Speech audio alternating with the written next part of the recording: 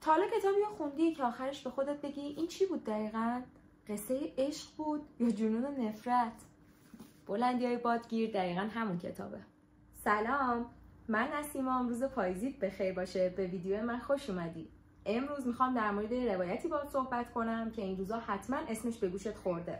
بلندی‌های بادگیر. همه این روزا دارن در موردش صحبت میکنن چون که امسال قرار فیلمش اکران بشه. به خاطر همین کلا تو سوشال مدیا و تیک تاک و اینستاگرام و این چیزا خیلی وایرال شده و بازیگراش خیلی معروفن. به خاطر همینه که همه دارن در موردش صحبت میکنن و همه جا رو ترکونده. من خودم وقتی راهنمایی بودم این کتابو خوندم. اون زمان تقریبا همه همسن و سالای من این کتابو خونده بودن و خیلی دوستش داشتن. این کتابو مامانم به من هدیه داده. به خاطر همین خیلی دوست داشتم که بخونم. وقتی هم که خوندمش کلا خیلی جذب داستانش شدم. الان دوباره بعد سالها این کتاب خیلی مطرح شده، آوازه فیلمش همه جا رو گرفته و تو سوشال مدیا که میگردی همه دارن در مورد صحبت میکنن. به خاطر همین گفتم بذار ویدیوشو بگیرم. نویسنده این کتاب خانم امیلی برونته هستن. ایشون کلا 30 سال عمر کردن. تنها رمانی هم که تو زندگیشون نوشتن همین رمانه.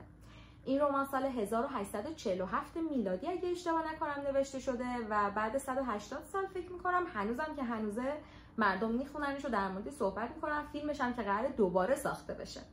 همین کتاب باعث میشه که اسم خانم امیلی برونته تا ابد تو تاریخ ادبیات موندگار بشه.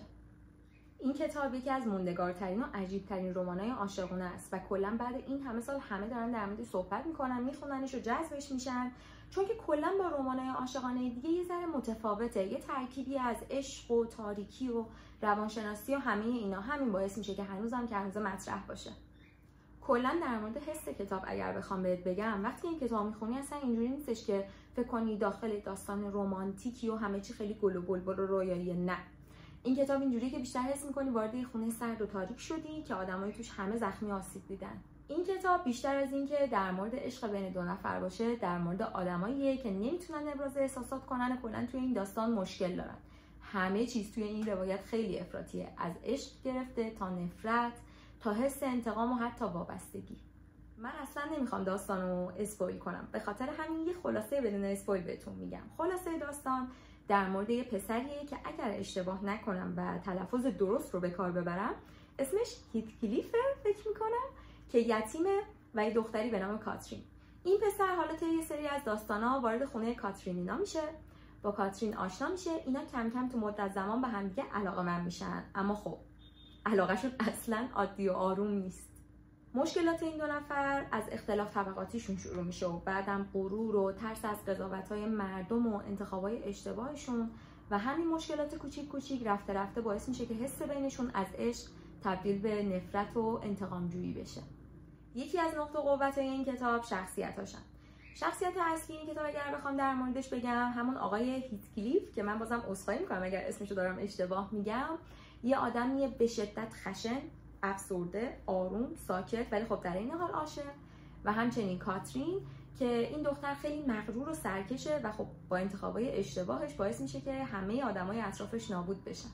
نقطه قوت بعدی کتاب فضاسازیشه که خیلی جالبه. شما وقتی این کتاب میخونین کاملا متوجه این میشین که خونه ها داخل این کتاب همیشه سرد و تاریکن و اینکه هوا همیشه بارونی و طوفانیه و خب این فضاسازی نویسنده باعث میشه که ما مخاطب متوجه این بشیم که طبیعت کاملا با احوال آدمای درون اون خونه هماهنگ و سازگار. از نظر من این رمان کلا با رمان‌های عاشقانه دیگه یعنی اکثرشون متفاوت و فرق داره و من پیشنهاد میدم که اگر دنبال این هستین که یه کتابی بخونین که توش همه چی گل و بلبل و رویایی و رمانتیک باشه سمت این کتاب نرید، چون که داستانش قراره شوکتون بکنه و کلا اون چیزی نیستش که شما فکر می‌کنین اصلا به دردتون نمیخوره. بخش جذاب کتاب اینه که عشق حقیقی و واقعی رو به ما نمایش میده و خب همونطوری که ما هممون میدونیم حقیقت تلخ و تاریکه. این روایت داره نشون میده که عشق خیلی حس قشنگیه ولی در کنار اون ممکنه که آدمو از درون نابود بکنه و تبدیل به حس وسواس و انتقام بشه. من وقتی داشتم نظر منتقدا رو میخوندم یه نکته خیلی نظرمو جلب کرد. اونم این بودش که اصلا منتقدا اعتقاد دارن که این کتاب اصلا رمان عاشقانه نیست. این کتاب صرفاً داره جنون انسانی رو روایت میکنه. رابطه عاشقانه بین کاراکترهای این داستان خیلی عجیبه. عشق توی این کتاب این شکلی نیستش که من خیلی دوستت دارم و بدون تو نمیتونم زندگی کنم چون که تو خیلی خوب و مهربونی. نه، عشق این شکلیه که من بدون تو نمیتونم زندگی کنم چون به طرز بیمارگونه‌ای بهت وابستم. این عشق اصلا عشق سالمی نیست، بیشتر شبیه اعتیاد تا عشق و به قول خودمون تاکسیکه. و خب من فکر میکنم که به خاطر همینه که نسل جدید انقدر طرفدار این کتابن، به خاطر اینکه خودمونیم، ما یعنی نسل جدید خیلی جذب این عشقای تاکسیک میشیم. با این تفاسیر طبق چیزایی که گفتم فکر کنم الان پیش خودتون بگین خب این چه کتابیه، مگه دیوونه‌ام همچین کتابی رو بخونم؟ این کتاب قراره اذیتم کنه. باید بگم که بله، این کتاب خیلی قراره هرست بده، یعنی بعضی جاها اینجوریه که بابا بس کنین، چرا انقدر انتخاباتون اشتباهه. و خب دقیقاً همین فضا سازیه که باعث میشه این کتاب انقدر حرفه‌ای باشه. من فکر میکنم وقتی این فیلم اکران بشه، شاید خیلی‌ها که این کتابو نخونده باشن جذب فیلم نشن و اینجوری باشن که این چیه. البته این نظر شخصی منه.